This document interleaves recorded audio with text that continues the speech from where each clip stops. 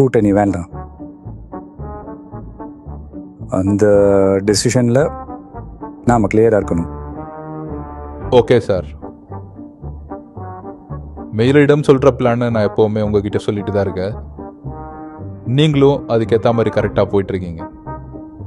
ஆமாம் சார், அவங்க சொன்ன மாதிரி 5 தொகுதிகளில் மட்டும்தான் நம்ம ஜெயிப்போம். 5 இல்லடா ஃப்ராடு ஜானு, 2 எம்எல்ஏ மட்டும் தான் நம்மளை ஜெயிக்க வைக்கிறதா சொல்லியிருக்காங்க. ஒன்றுனா இன்னொன்று ஆதவ்.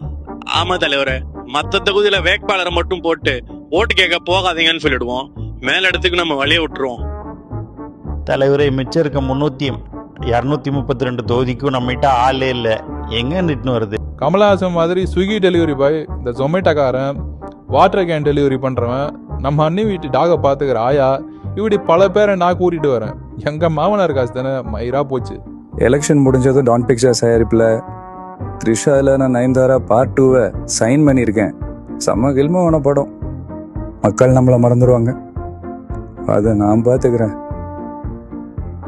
ஸோ நண்பாஸ் அண்ட் நண்பீஸ், வர எலெக்ஷனில் 234 தொகுதியிலையும் நம்ம தனியாக நிற்கிறோம்.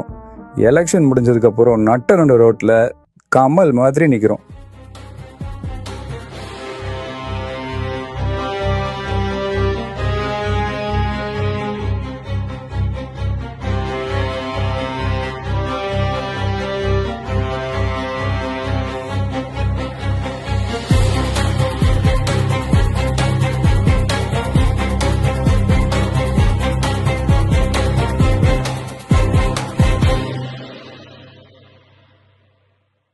ஸ்லீப்பர் செல்ஸ் எங்கே வேணா யாரா வேணா இருக்கலாம்.